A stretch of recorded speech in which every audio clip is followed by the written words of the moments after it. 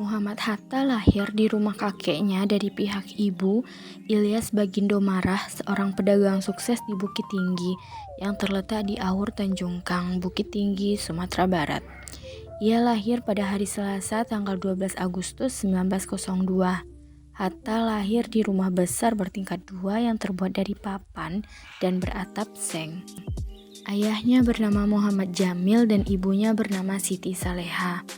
Ayahnya Muhammad Jamil berasal dari Batu Hampar, dekat kota Payakumbuh. Dari pihak ayah, Hatta merupakan generasi ketiga keturunan ulama tarekat yang terkenal pada zamannya, Syekh Abdurrahman yang berasal dari Batu Hampar. Paman Hatta dari ayahnya, Syekh Arsyad, merupakan anak dari Syekh Abdurrahman yang menurunkan pengajaran ilmu agama dan menjadi seorang guru agama yang terkenal di sana. Muhammad Hatta memiliki nama lahir Muhammad Attar, diberi nama Muhammad Attar merujuk kepada nama Nabi Rasul terakhir pada agama Islam yaitu Muhammad. Dan Attar berasal dari bahasa Arab yang artinya harum. Muhammad Attar merupakan anak kedua dari pasangan Siti Saleha dan Muhammad Jamil. Setelah ia mulai dapat berbicara, ia tidak dapat menyebut namanya Attar sehingga sebutan Attar berganti menjadi Hatta. Pada usia 7 bulan ayahnya meninggal dunia, kemudian ibunya menikah lagi dengan Agus Hajining. Berhubung keluarganya merupakan keluarga yang taat beragama, Syekh Arsyad paman Hatta dari pihak ayahnya menginginkan Hatta dapat menjadi ulama di kemudian hari. Namun pihak ibunya tidak setuju. Mereka ingin Hatta belajar di sekolah umum.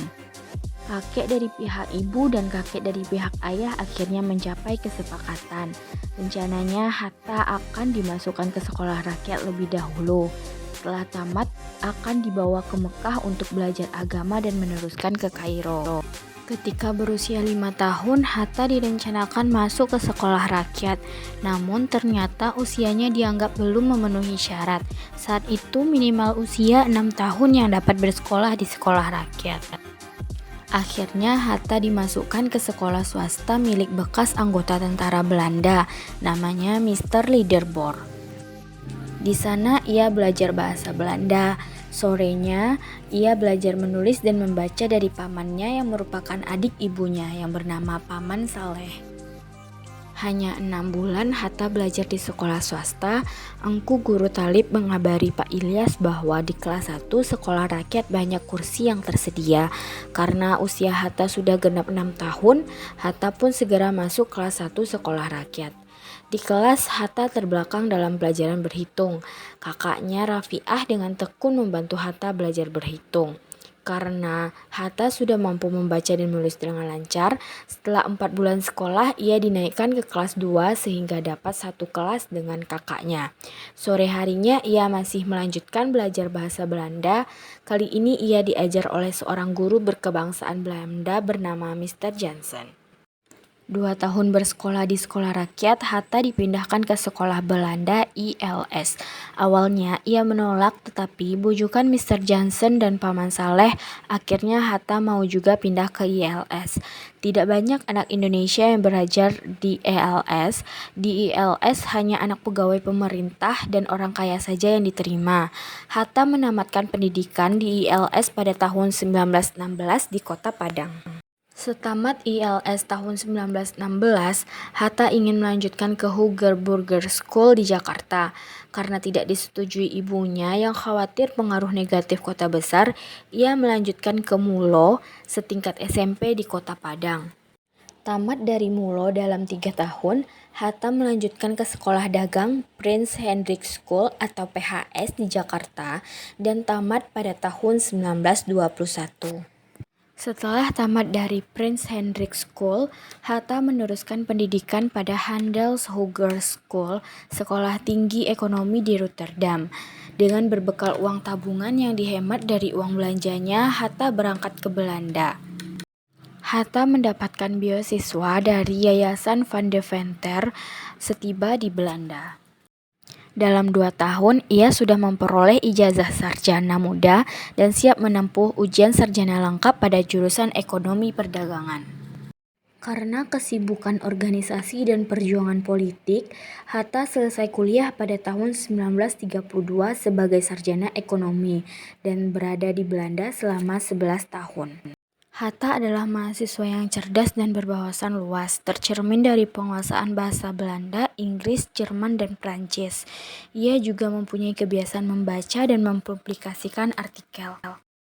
Pada tahun 1926, Hatta terpilih sebagai Ketua Perhimpunan Indonesia di Belanda, dan Perhimpunan Indonesia yang dipimpinnya menempati posisi terdepan gerakan perjuangan kemerdekaan Indonesia secara internasional. Hatta pernah ditangkap dan dipenjarakan selama 5,5 bulan di Belanda bersama dengan 3 orang pengurus PI, karena pemerintah Belanda mencari alasan untuk menangkap Hatta dengan adanya konvensi Semaun Hatta, menuduh Hatta telah menjadi seorang komunis dan telah menghasut rakyat untuk memberontak. Atas pembelaan 3 orang pengacara Belanda, Hatta dan kawan-kawan dibebaskan karena terbukti tidak bersalah. Setelah sampai di Indonesia, Hatta meneruskan perjuangan di tanah air dengan mendirikan dan memimpin PNI baru. Pada pukul 10 pagi 17 Agustus 1945, naskah proklamasi kemerdekaan Indonesia dibacakan oleh Soekarno dengan didampingi oleh Hatta. Seperti sebuah sumpah, Hatta tidak akan menikah sebelum Indonesia merdeka. Alasannya karena ia ingin mengabdikan dirinya secara total untuk perjuangan kemerdekaan. Ia tak ingin keluarganya menderita dalam masa sangat sulit itu jika menikah. Soekarno mengambil inisiatif memperkenalkan Hatta dengan Rahmi Rahim, gadis Bandung. Begitu Indonesia merdeka, Soekarno pula yang datang melamar Rahmi untuk menjadi istri Hatta. Mereka menikah di Megabendung 18 November 1945. Bung Hatta menjadi pribadi yang serasi dan dapat diterima di berbagai golongan. Para ulama seperti Buya Hamka melihat sosok pribadi Bung Hatta seorang muslim yang islami. Para kaum nasionalis sekuler melihat pribadi Bung Hatta adalah seorang pemimpin yang beretika, tidak banyak bicara dan diterima oleh berbagai kalangan golongan dan kelompok. Bung Hatta memiliki filosofi pendidikan. Yang pertama ada alam tak kambang jadi guru, yang kedua ada pendidikan sepanjang hayat, yang ketiga adalah pendidikan syarat untuk meningkatkan derajat insan dan bangsa secara hakiki. Keempat ada pendidikan berdasarkan moral, yang kelima ada pendidikan berdasarkan religiositas, dan keenam ada pendidikan berprinsip meningkatkan martabat manusia. Bagi Hatta, pendidikan bukan hanya di bidang keilmuan, tetapi juga manfaat di bidang politik. Bung Hatta pernah berkata, "Jangan mengaku sebagai orang yang cinta Indonesia kalau belum melakukan apa-apa untuk bangsa ini." Hatta juga menjadi pelopor terbangunnya koperasi di Indonesia. Koperasi mengandung nilai perjuangan untuk kepentingan bersama dan terdapat jiwa kebersamaan dan kerjasama dalamnya. Kebersamaan untuk kesejahteraan bersama secara ekonomi dan sosial. Dalam usaha koperasi terdapat semangat perjuangan untuk memerdekakan ekonomi rakyat dari tekanan penjajahan dan perusahaan besar swasta yang didukung pemerintah kolonial. Hatta merupakan wakil presiden pertama di Indonesia. Selama menjadi wakil presiden, Bung Hatta amat gigih, bahkan dengan nada sangat marah, menyelamatkan Republik dengan mempertahankan naskah Linggarjati di sidang pleno KNIP di Malang. Setelah mundur dari jabatannya sebagai wakil presiden RI pada 1 Desember 1956, Bung Hatta dan keluarganya pindah ke Jalan Medan Merdeka Selatan ke-13 ke Jalan Diponegoro 57. Kegiatan sehari-hari Bung Hatta setelah pensiun adalah menambah dari penghasilan menulis buku dan mengajar. Meskipun sudah tak menjabat lagi sebagai wakil presiden, pada tahun 1957 dia berangkat ke Cina mendapat undangan dari pemerintah RRC. Tahun 1963, Bung Hatta pertama kali mengalami jatuh sakit dan mendapatkan perawatan di Stockholm, Swedia atas perintah Soekarno dengan biaya negara karena perlengkapan medis di sana lebih lengkap. Pada tahun 1979, tahun kelima Bung Hatta masuk ke rumah sakit, kesehatan Bung Hatta semakin menurun. Hatta wafat pada 14 Maret 1980 pada pukul 18.56 di Rumah Sakit Cipto Mangunkusumo, Jakarta. Setelah 11 hari ia dirawat di sana. Selama hidupnya, Bung Hatta telah dirawat di rumah sakit sebanyak 6 kali pada tahun 1963, 67, 71, 76, dan 79, dan terakhir pada 3 Maret 1980. Keesokan harinya, Bung Hatta disemayamkan di kediamannya Jalan Diponegoro 57 Jakarta dan dikubumikan di TPU Tanah Kusir Jakarta. Disambut dengan upacara kenegaraan yang dipimpin secara langsung oleh Wakil Presiden pada saat itu yaitu Adam Malik. Ia ditetapkan sebagai pahlawan proklamator pada tahun 1986 oleh pemerintahan Soeharto.